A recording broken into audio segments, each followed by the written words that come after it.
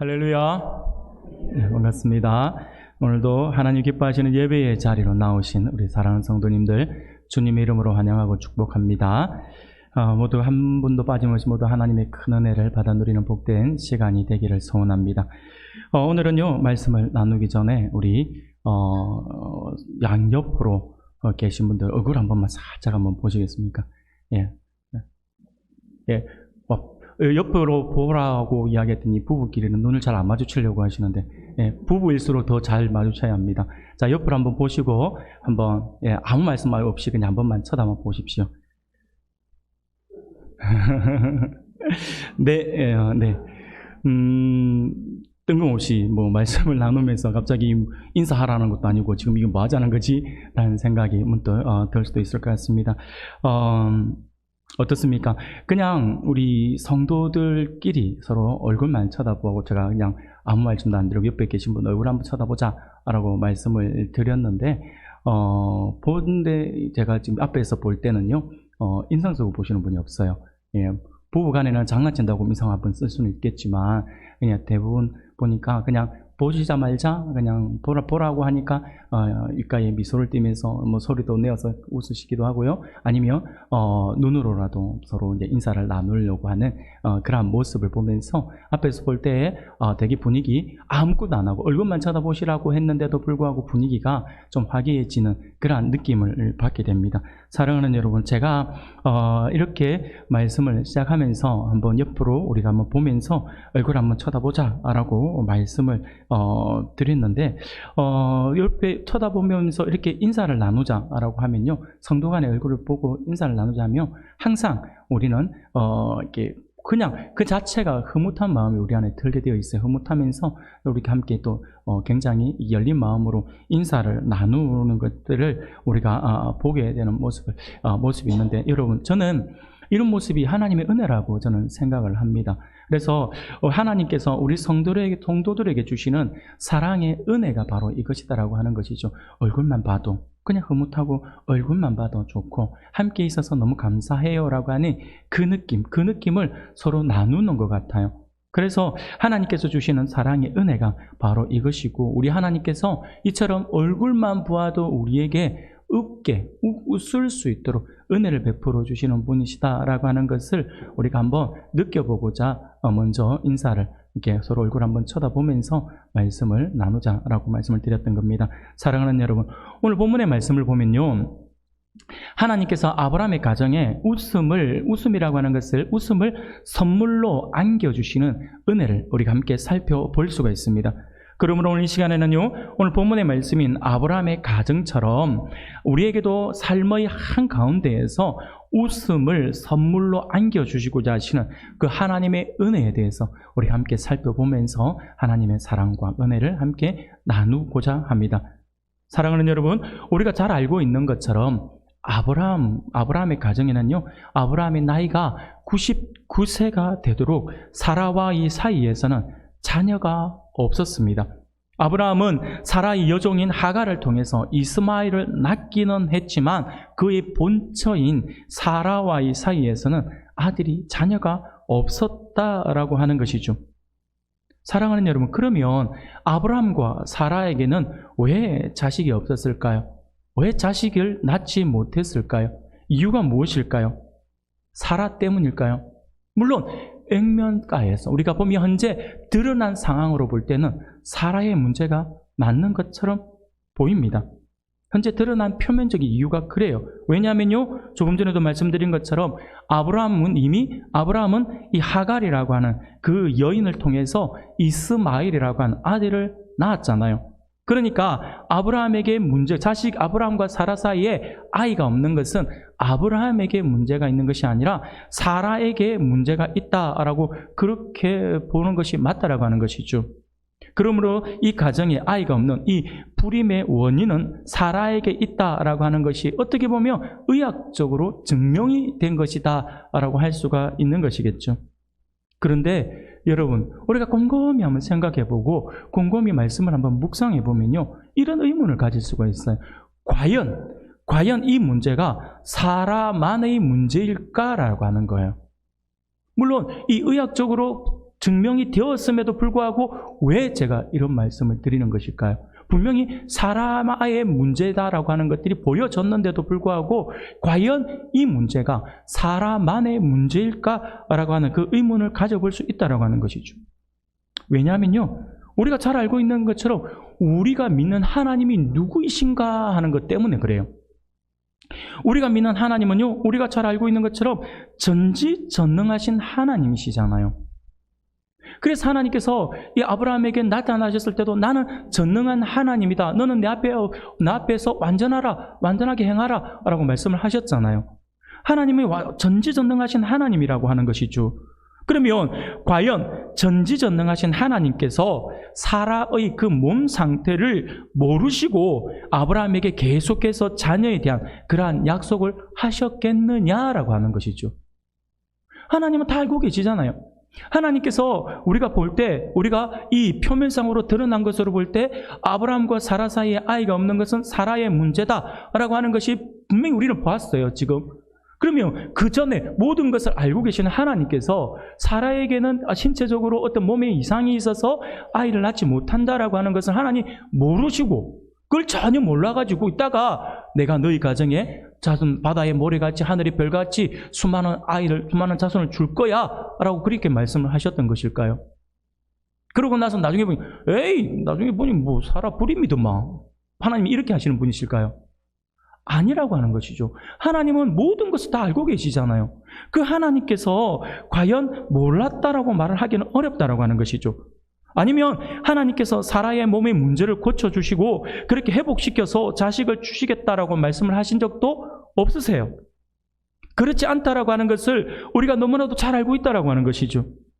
그러기에 우리는 하나님께서 이 가정에 계속해서 자녀에 대한 약속을 하시는 것으로 볼 때에 결국 이 가정에 자녀가 없는 것은 아브라함이나 사라의 어떤 몸의 문제가 아니었다라고 하는 것을 우리가 알 수 있다라고 하는 것이죠. 아니, 그것은 더 이상 이 가정의 문제가 하나님 앞에는 문제가 되지 않는다라고 하는 것으로 우리가 볼 수 있다라고 하는 것입니다.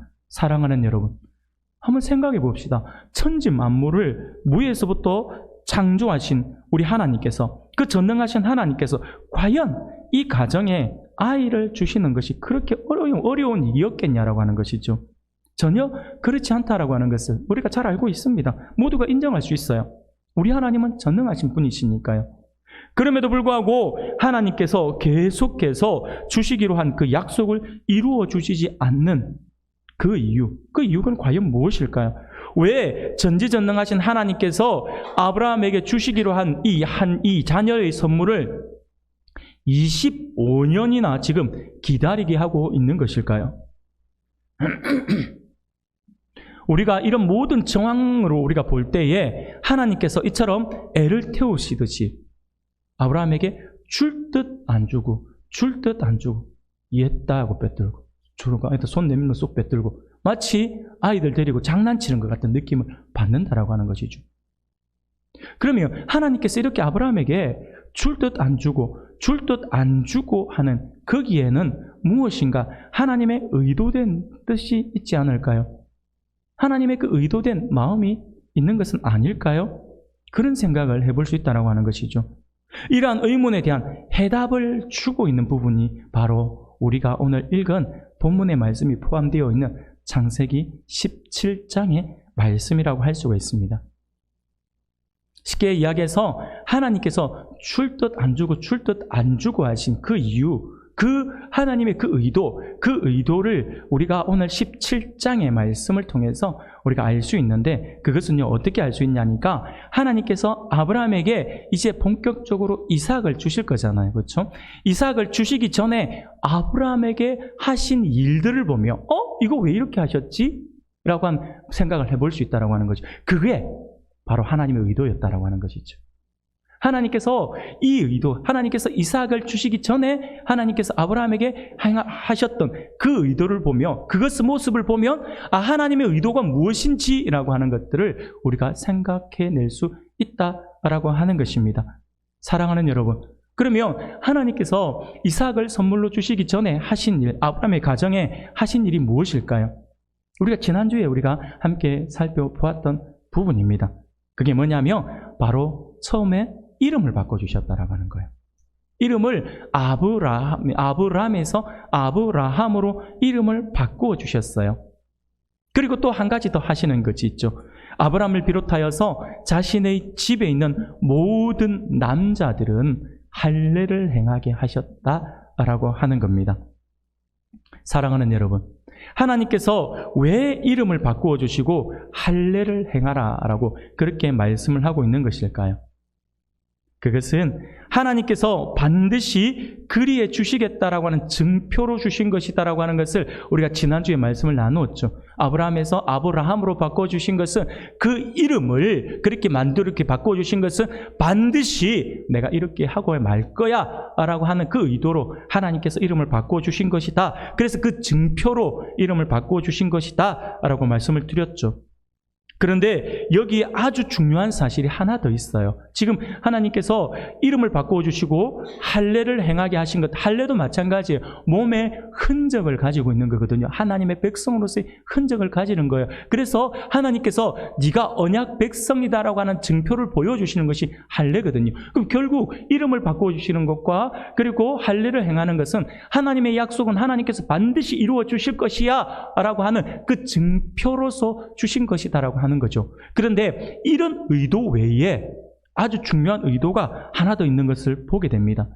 그게 뭐냐면 바로 하나님께서 아브라함으로 하여금 지금 이렇게 이름을 바꿔주시고 할례를 행하신 그 의도 가운데, 그 의도에 숨어있는 그 뜻 가운데 하나가 무엇이냐니까 네가 먼저 변화되어야지만 자식을 얻을 수 있다라고 이야기하는 거죠. 이게 무슨 말이냐면 하나님께서 이스마엘을 낳고 13년이라고 하는 세월 동안 하나님을 바로 찾지 않던 아브라함에게 나타나신 거예요. 17장에서 그렇게 나타나셔서 하나님께서 뭐라고 말씀하시냐면 나는 전능한 하나님이다 라고 말씀을 해요. 그러면서 너는 내 앞에서 행하여 완전하라 라고 말씀을 하시거든요. 이 말씀은요, 전능하신 하나님을 온전히 믿어서 흔들림 없는 믿음 안에 행해야 한다라고 하는 것을 말씀을 하고 있는 것입니다. 그에게 자녀에 대한 말씀을 읽고 나서 하나님께서 그렇게 믿음 안에 행하라고 말씀하시고 난 뒤에 하나님께서 자녀에 대한 말씀을 주셨죠. 그 말씀을 받았을 때에 아브라함이 어떤 반응을 보이냐니까 전능하신 하나님의 말씀 앞에 엎드렸다라고 하는 거예요. 말씀 앞에, 하나님 앞에 엎드렸다라고 하는 것이 조금 전에 하나님께서 나는 전능한 하나님이니까 너는 내 앞에서 행하여 완전하라. 그러니까 쉽게 말하면 전능하신 하나님 앞에 네가 하나님을 온전히 믿어야 할 것이다 라고 하는 것을 말씀을 하고 그 말씀을 하고 난 뒤에 자녀에 대한 이야기를 한 거죠. 그러니까 아브라함이 그 말씀을 그대로 믿은 거죠. 믿으면서 말씀 앞에 엎드렸다라고 하는 것은 하나님을 찬양하고 하나님께 예배했다라고 하는 거죠. 하나님의 말씀을 순수히 그대로 받아들인다라고 하는 그 의도거든요. 그렇게 하나님 앞에 말씀 앞에 엎드리고 나니까 그렇게 하나님 앞에 엎드리니까 하나님께서 하시는 것이 뭐냐니까 이름을 아브라함에서 아브라함으로 바꿔주셨다라고 하는 것이죠. 그리고 할례를 행해서 그 몸에 하나님의 언약의 증표를 가지게끔 하나님의 백성으로서 구별된 삶을 살아야 돼라고 하는 그 증표의 흔적을 내 몸에 간직해야 돼라고 그렇게 말씀을 하고 있는 것이죠. 그러고 난 뒤에 하나님께서 하시는 것이 오늘 우리 본문의 말씀이죠. 바로 사레의 이름을 사라로 바꿔주셨어요. 사랑하는 여러분, 문제는 사라가 아니었어요. 문제는 사라가 아니라 아브라함이었다라고 하는 거예요. 결국 아브라함에게 문제가 있어서 아직 준비가 되지 않았기 때문에 사라가 자식을 낳을 수가 없었다라고 하는 것을 우리가 볼 수 있다라고 하는 것이죠. 그러면 아브라함에게 있는 문제, 어떤 문제일까요? 아브라함에게 있는 그 문제가 무엇일까요? 뭐냐면요, 아직까지도 아브라함은요, 하나님을 온전히 의지하지 않고 내 힘과 내 능력으로 살아가려고 했다라고 하는 거예요. 그러니 하나님께서 13년 만에 나타나셔가지고 너는 내 앞에서 행하여 완전하라라고 말씀을 하고 있는 거예요. 아브라함이 하나님을 믿는다라고 그렇게 이야기를 하는데도 이 말과 행동에 있어 좀 모순의 모습을 보였던 것이죠. 완전하게 하나님을 의지하는 것이 아니라 아직도 내 힘과 내 능력으로 살아가려고 했다라고 하는 것입니다. 하나님의 약속의 땅이 기근이 생기니까 기도도 하지 않고 애굽으로 내려가는 일을 벌이기도 했고요. 자식에 대한 조급한 마음에 하나님께서 약속하셨는데 기다리지 못하고 인간적인 방법으로 여종 하갈과의 사이에서 이스마엘이라고 하는 아들을 낳았다라고 하는 거예요. 아브라함은 여전히 내 생각과 내 방법으로 문제를 해결하려고 하고 있다라고 하는 것이죠. 하나님을 믿고 하나님의 음성을 들으면서도 아브라함 안에는요, 여전히 변화되지 않는 자신의 모습이 남아 있었다라고 하는 것입니다. 아직까지도 깨어지지 않은 내 안에 나의 자아가 살아있다라고 하는 거예요. 사랑하는 여러분, 아직도 깨어지지 않은 자아가 살아있는 한 하나님께서는요, 사라의 태를 열고 아브라함에게 자식을 줄 수가 없었다라고 하는 것입니다. 훗날 믿음의 조상이라고 불리워야 될 아브라함이잖아요. 아브라함은 당사자는 지금 그때 상황은 몰라요. 하지만 모든 것을 아시는 하나님은요, 지금 우리 시대에 아브라함이 우리의 믿음의 조상이라고 우리가 부를 것까지 하나님 알고 계시잖아요.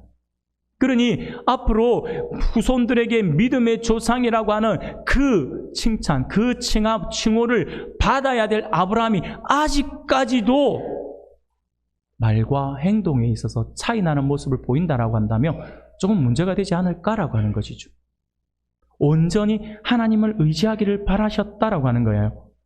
하나님을 향한 온전한 믿음의 삶을 보여주어야 한다라고 하는 것이죠. 그렇습니다. 사랑하는 여러분, 아브라함의 눈에는 자식을 못 낳는 것이 사라의 문제처럼 보일 수도 있었어요. 하지만 하나님께서는요, 이 사라를 통해서 아브라함의 문제를 보여주고 싶어 하셨다라고 하는 거예요. 사랑하는 여러분, 우리는 우리 앞에 직면한 문제에 대해서 우리는 대부분이 가지는 사람들의 마음이 어리석은 마음들을 참 많이 가지죠. 우리 앞에 직면한 문제에 대해서 우리는 늘 항상 하고 있는 것이 어떤 모습이냐면, 어떤 어리석은 모습을 보이냐면 다른 사람을 탓한다라고 하는 거예요. 다른 사람을 탓하는 경우가 너무 많습니다. 하지만 우리가 직면한 대부분의 문제는요, 다른 사람에게 문제가 있어서 우리에게 온 것이 아니라 바로 나에게 문제가 있다라고 하는 사실을 기억해야 할 것입니다. 우리는 대부분요, 어떤 문제가 벌어지면 저 사람이 문제다라고 생각을 하는 거예요. 그러나 저 사람이 문제다가 아니라 내가 문제다가 되어야 되는 거예요. 내가 문제다라고 하는 것이죠. 그러므로 내가 변화되어야 돼요. 내가 변화되어야 됩니다. 내가 깨어져야 한다라고 하는 것이죠. 내 그릇이 준비되어야 한다라고 하는 것입니다. 내가 먼저 아브라함이 되면 사례는 자연스럽게 사라가 된다라고 하는 거예요. 가정에서 우리 많은 불화들이 일어나잖아요. 대부분 그 불화의 모습을 보면요, 나는 정도를 걷고 있는데, 나는 바른데, 내 생각은 이게 옳은데 상대방이 틀렸다라고 생각하는 거예요. 왜 이렇게 받아들이고, 왜 이렇게 생각하고, 왜 이렇게 말을 하고 막 그렇게 이야기하는 거예요. 그런데 대부분의 문제를 보면요, 나예요. 나에게 문제가 있어요. 나에게. 그것을 우리가 기억해야 합니다. 하나님의 백성일수록 더더욱이 나에게 문제가 있는 것으로 생각해야 합니다. 사랑하는 여러분, 내가 변하면 아내가 변하게 되어 있어요. 내가 변하면 남편이 변하게 되어 있습니다. 내가 변하면 가족이 변하게 되어 있어요. 내가 변하면 공동체가 변하게 되어 있습니다. 내가 변하면, 우리가 변하면 모든 것이 변하게 되어 있다라고 하는 사실을 믿으시길 바랍니다. 그러므로 우리는 다른 사람의 문제가 보일 때마다 그것을 나의 문제로 인식할 수 있기를 바랍니다. 내가 먼저 아브라함이 되지 못하면 내가 아브라함이 되지 못하면서 상대방에게 사라가 되라고 그렇게 강요를 해서는 안 됩니다.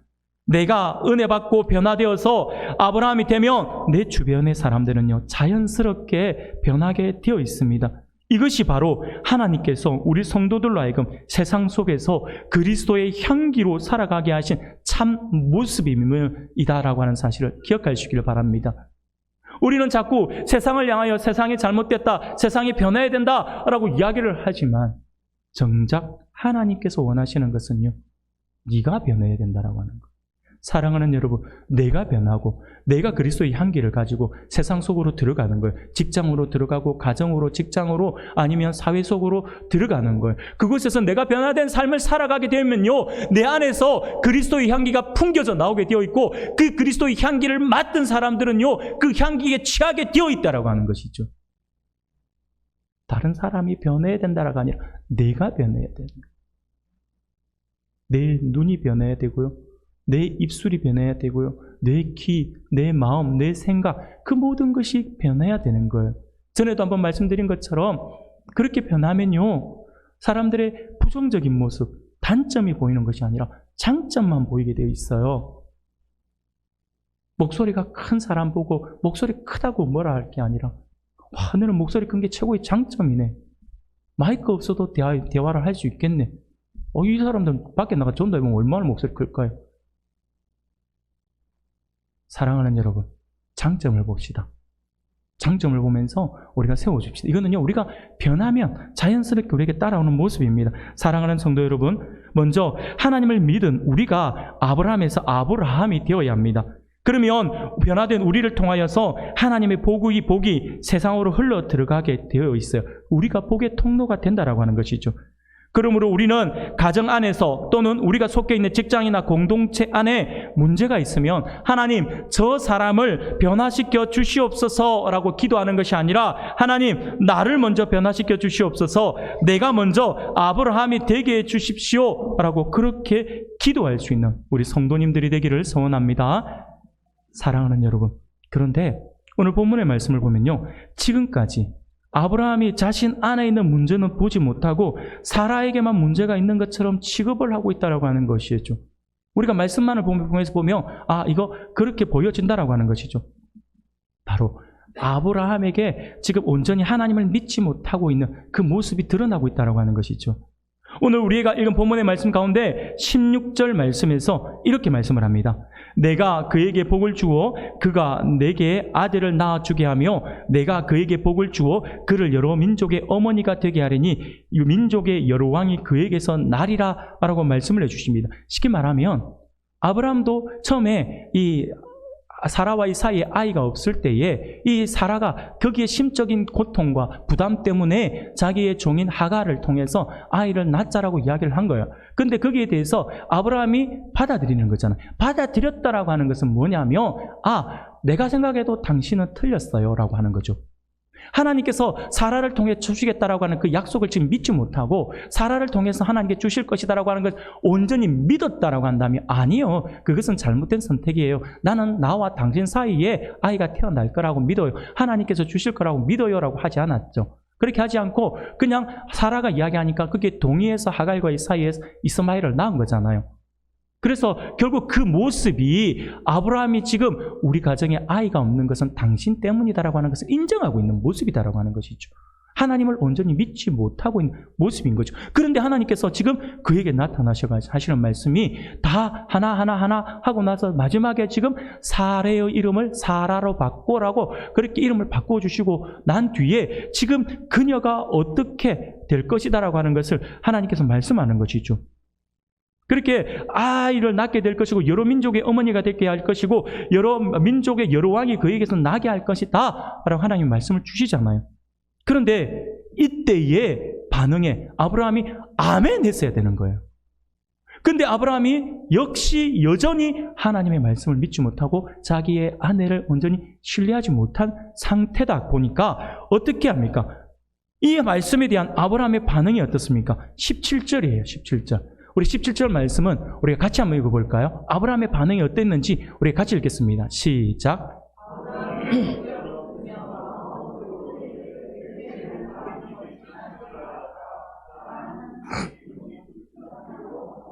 아멘. 사랑하는 여러분, 지금 아브라함은요 하나님의 말씀 위에 지금 자기의 생각을 가지고 있는 거죠.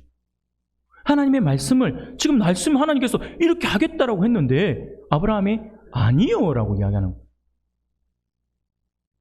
99세 된 노인 아브라함에게 하나님께서 아들을 주시겠다라고 말씀을 하셨을 때에 아브라함의 반응, 이 반응이 무엇이었냐니까 웃음이었다라고 하는 거예요. 웃음.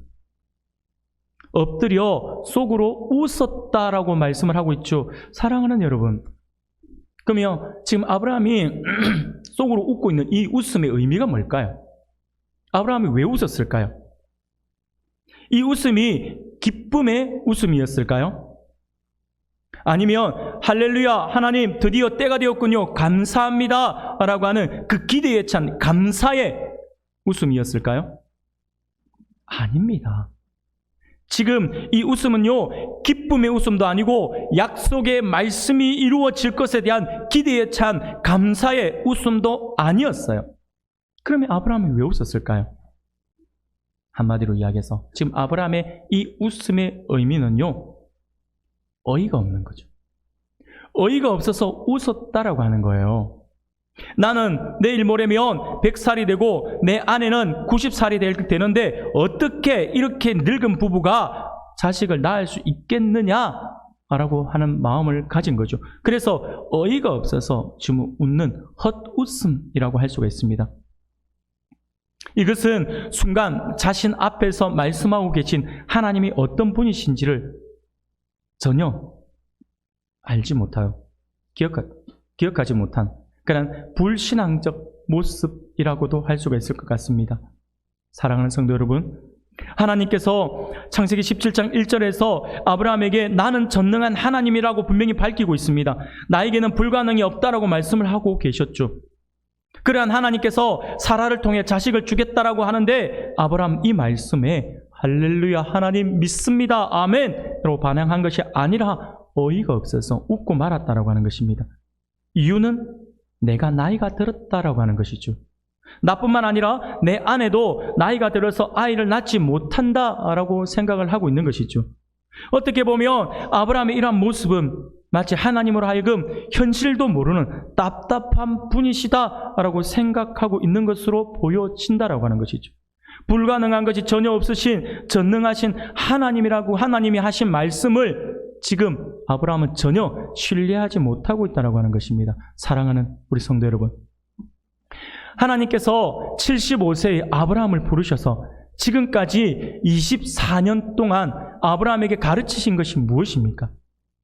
우리가 창세기 12장에서부터 지금까지 달려온 이 시간 몇 장이 안 되지만 그런데 시간으로 치면 아브라함의 시간으로 치면 24년이라고 하는 시간이 흘렀잖아요. 이 24년 동안 하나님께서 여러 가지 일들을 경험하게 하셨잖아요. 아브라함에게. 그렇게 하신 의도, 하나님께서 여러 가지를 가르쳐 주시는데 그 가르친 내용이 무엇일까요?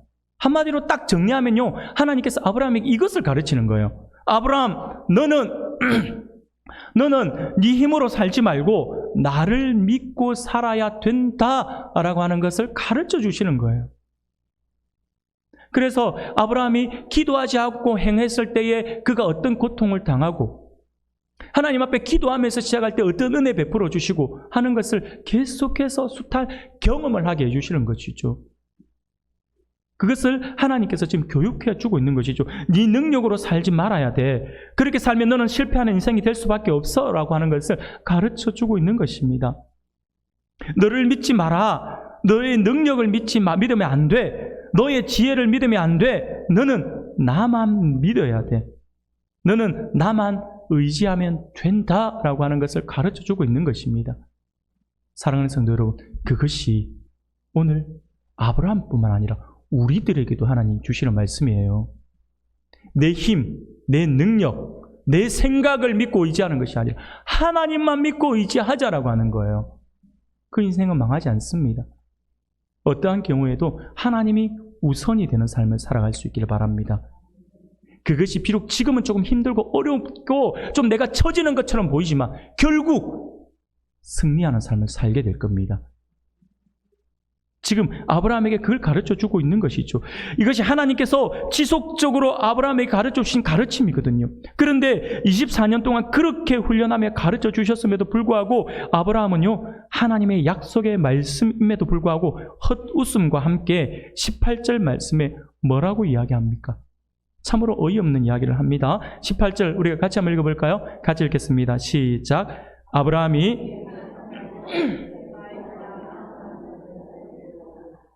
아멘. 사랑하는 여러분, 이스마엘이나 하나님 앞에 살기를 원하나이다라고 고백하고 있는 아브라함의 모습을 한번 보십시오. 하나님께서 우리를 잘 모르셔서 말씀을 하시는 것 같은데라고 하는 거예요. 지금 아브라함 입장에서는 헛웃음을 웃고 난 뒤에 하나님께 하는 이야기가, 하나님, 우리의 형편을 참 모르시는 것. 하나님 앞이니까 하나님 앞에 막 그냥 대놓고 말은 못 하면서 막 존중은 했겠죠. 이런 거 아니겠어요? 하나님, 우리 사정을 잘 몰라서 말씀하시는 것 같은데, 하나님, 말씀은 참 고맙고 감사합니다. 말씀은 참 고맙고 감사하지만 우리 몸의 상태는 우리가 더 잘 알아요. 우리는 이제 끝났습니다.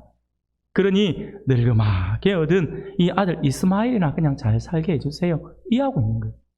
하나님의 이야기는 이게 아닌데 전혀 엉뚱한 모습을 보이면서 헛웃음을 웃은 것만으로도 하나님 앞에 정말 송구한 일인데, 근데 하나님 앞에 내어놓는 말이, 아이고 하나님 몰라도 참 모르시네요. 우리는 파입니다. 이제 아니에요. 그냥 저 아들, 기적같이 낳은 저 아들 하나만 내가 보고 사니까, 지금 13년 동안 그렇게 살아왔잖아요. 13년 동안 그렇게 살아왔으니 저 아들 하나만 그냥 잘 되게 해주세요. 나는 그것으로 막 그냥 만족합니다. 지금 이러고 있는 거예요. 사랑하는 여러분, 어떻게 보면 완전히 깝깝한 말만 하고 있는 아브라함의 모습이에요. 창조주 하나님께서 된다고 하시는데 피조물인 사람이 안 된다라고 말을 하고 있으니 하나님의 말씀, 하나님이 얼마나 어이가 없으시겠어요. 지금 진짜 헛웃음을 웃어야 될 분은 아브라함이 아니라 하나님이라니까요. 야, 이거 몰라도 이리 모르나? 내가 지금 나타나서 제일 먼저 이야기한 게 나는 전능한 하나님이야 라고 하면서 시작을 했는데, 그런데도 이렇게까지 나를 무시하나? 이런 생각을 하실 수도 있다라고 하는 것이죠. 그런데 여러분, 정말 놀라운 사실은요, 아브라함이 우리가 볼 때 정말 어떻게 하나님 앞에서 감히, 하나님의 말씀 앞에서 감히 헛웃음을 웃고, 또 심지어 하나님의 말씀에 정반대되는 그런 이야기를 하면서, 에이 하나님 안 됩니다, 그냥 이스마엘이나 잘 살게 해주세요 라고 하는 이런 고백을 하고 있음에도 불구하고 하나님은요, 그 아브라함을 보시고 놀랍게도 놀라운, 그 아브라함에게 놀라운 반전을 허락하시는 거예요. 이 놀라운 사실은요, 아브라함이 이 고백이 솔직히 우리 귀에, 우리 눈에, 우리 귀에는요, 솔직히 답답하게 보여져요. 깝깝하게 보여주고, 하나님이 된다는데 왜 당신이 안 된다고 합니까? 라고 이야기해. 정말 아브라함 옆에 있으면, 아브라함 할아버지 제발 좀, 죄송합니다, 이거 아니잖아요 할아버지 하면서 막 이야기할 것 같아요. 우리 눈에는 그렇게 보이니까요. 그런데 우리 눈에는 그렇게 보이지만요, 하나님께서는요, 아브라함이 이 고백을 하나님께서 보시고 이 고백을 어떻게 받아들이셨냐면, 하나님이 아브라함이 자신이 의지하던 자신의 힘이 이제 아무것도 아니다라고 하는 것을 고백한 그 고백으로 들으셨다라고 하는 거죠. 우리가 볼 때 깝깝한 고백인데 하나님이 보실 때는 네가 이 고백을 하는 걸 보니까 이제야 네가 네 힘, 네 능력, 네 어떤 상황들을 보는 것이 아니라 네가 정말 할 수 있는 것이 아무것도 없다라고 하는 것 상태로까지 지금 내려가서 이 고백을 하고 있구나라고 하는 것으로 보신다라고 하는 것이죠. 사랑하는 여러분, 그렇습니다. 하나님은요, 한 번 선택한 사람은요 절대 포기하지 않습니다. 할렐루야. 이것이 우리에게 얼마나 큰 은혜인지를 여러분들이 기억하셔야 합니다. 우리가 조금 실수해도 하나님은요 용서하신다니까요. 우리는요 어떻습니까? 한 번, 두 번은 용서하는데 세 번, 네 번 똑같은 행동을 하면요 어떻게 합니까? 그 상대방이 자녀면 주먹부터 올라가잖아요. 그 상대방이 나와 비슷한 이 위치에 있는 사람이면 입에서 독설부터 나가잖아요. 그 상대방이 나보다 더 연배 위에 계신 분이라면 그때부터는 그분 얼굴 안 보잖아요. 그게 우리의 마음이잖아요. 용서가 안 되거든요. 근데 하나님은요, 한 번 선택한 사람은 절대 포기하지 않아요. 그 사람에게서 언약을 이루실 때까지 훈련시킨다라고 하는 사실을 우리가 기억해야 합니다. 그렇게 훈련을 시켜서 스스로 자신에게는 더 이상의 소망이 없다라고 하는 사실을 깨닫고 오직 나의 소망은 하나님께 있음을 알아서 천부여 의지 없어서 손들고 옵니다 라고 그렇게 고백하며 나아올 때에 하나님께서는요, 오히려 그를 감싸 안아주시고 그를 안아주시면서 기적과 같은 은혜를 베풀어 주신다라고 하는 것이죠. 이것이 우리에게 얼마나 큰 은혜입니까? 삶의 한가운데서 실패하고 좌절해서 두 손 두 발 다 들고 이제 내가 할 수 있는 것은 아무것도 없습니다. 하나님, 나의 인생에 개입해 주십시오. 하나님, 제가 잘못했습니다. 하나님, 항복합니다. 하나님께서 나의 인생에 개입해 주셔서 나의 길을 인도해 주십시오 라고 하는 그 고백을 하는 그 순간을 하나님은 기다리고 계시는 거예요. 이러한 아브라함의 고백에 하나님께서 기다리고 계셨던 이 고백을 드디어 네가 하는구나 라고 하는 그 고백, 그렇게 기다리시던 그 고백을 들으신 이후 하나님께서 뭐라고 말씀하시나요? 19절이에요. 19절 같이 한번 읽어볼까요? 시작. 하나님이 이르시되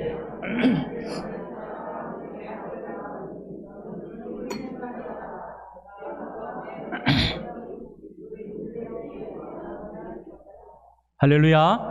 아멘. 내가 할 수 있는 것은 이제 더 이상 없습니다. 아무것도 없어요. 우리에겐 소망이 없어요. 그러니 하나님, 이제 내가 할 수 있는 것이 아무것도 없어요 라고 하는 그 모든 마음들을 다 내려놓은 그때에 하나님께서 하시는 말씀이 아니다 라고 하는 거예요.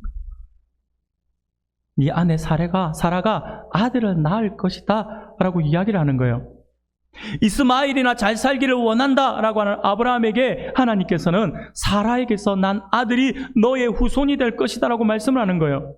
오늘 읽지는 않았지만 21절에 보면 내 언약은 내가 내년 이 시기에 사라가 내게 낳을 이삭과 세우리라 라고 그렇게 말씀을 합니다. 구체적으로 약속을 지금 해주고 있는 것이죠. 딱 꼬집었어요. 이제는 아들을 낳을 거야, 후손을 낳을 거야가 아니라 내년 이맘때에 아들을 낳을 것이고 그의 아들 이름을 이삭이라고 하시면서 그 이삭과 하나님께서 언약을 하시겠다라고 말씀을 하고 있는 것입니다. 사랑하는 성도 여러분, 이삭의 이름의 뜻이 뭔지를 아시죠? 이삭의 이름의 뜻이 뭘까요? 웃음이에요. 사랑하는 여러분, 왜 하나님께서 이삭의 이름을 웃음, 이 아들을 낳을 것이다 했는데 왜 웃음이라고 하는 이름을 가진, 그 뜻을 가진 이삭이라고 하는 이름을 지어주었을까요? 나는 아무것도 이제 할 수 없어요. 나에겐 소망이 없어요. 내가 할 수 있는 것은 아무것도 없어요 라고 하면서 하나님 앞에 엎드렸더니 하나님께서 은혜를 베풀어 주시는데 아니다. 그러면서 복을 주시고 은혜를 베풀어 주시는데 하나님께서 웃음을 안겨주겠다라고 하는 거예요. 네 가정이 웃게 될 거야 라고 그렇게 말씀을 하고 있는 겁니다. 사랑하는 여러분, 웃게 된다라고 하는 것이죠. 지금 너는 내 말에 어이가 없어서 웃었지만 내년 이맘때는 정말 기뻐서 감격해서 웃게 될 것이다 라고 하는 그 의미로 이삭이라고 하는 이름을 주셨다라고 하는 것이죠. 너의 웃음이 어이없는 웃음이 아니라 정말 기뻐서 웃는 웃음이 되게 해주겠다라고 하는 것이죠. 할렐루야. 이것이 하나님의 은혜입니다. 하나님께서 오늘 우리에게도 말씀을 하시는 거예요. 오늘 우리에게도 하나님께서 이 말씀을 주십니다. 우리가 힘들고 어려워서 내가 정말 앞으로 소망이 없는 것 같고 앞으로 내가 어떻게 살아갈지도 모르겠고 내가 정말 당면한 이 문제들을 어떻게 해결해야 될지 몰라서 힘들고 어려워하는 그때에 내가 내 힘으로 하려고 발버둥을 쳐봤는데도 아무것도 할 수 없는 현실 앞에서 내가 정말 주저앉아 있는 그때에 하나님을 의지한다면 하나님께서 내가 너에게 웃음을 줄 거야 라고 말씀을 한다라고 하는 것이죠. 이것이 오늘 저와 우리들의 말씀인 줄 믿습니다. 사랑하는 성도 여러분, 하나님은 우리를 웃게 해주시는 분이십니다. 그러므로 우리가 하나님을 제대로 믿으면 우리의 삶이 날마다 웃게 되어 있습니다. 하나님만 온전히 의지하면 하나님으로 인해 날마다 즐거워하며 우리의 귓가에 웃음이 떠나지 않는 그 인생을 살 수 있다라고 하는 사실을 온전히 믿으시길 바랍니다. 아무쪼록 오늘 하나님께서 우리에게 주시는 말씀을 기억할 수 있기를 바랍니다. 그래서 우리가 변하면 모든 것이 변한다라고 하는 사실을 기억하셔서 날마다 주님 안에서 변화된 삶을 통하여 많은 사람들의 복의 통로가 되어 살아가는 우리 모두가 되기를 소원합니다. 또한 날마다 더욱 하나님만을 절대적으로 신뢰하여서 결국에는 우리를 크게 웃게 하시는 하나님을 통하여 날마다 주님 안에서 더욱 기뻐하며 더욱 크게 웃을 수 있는 우리 은강교회 모든 성도님들이 되시기를 주님의 이름으로 축원합니다.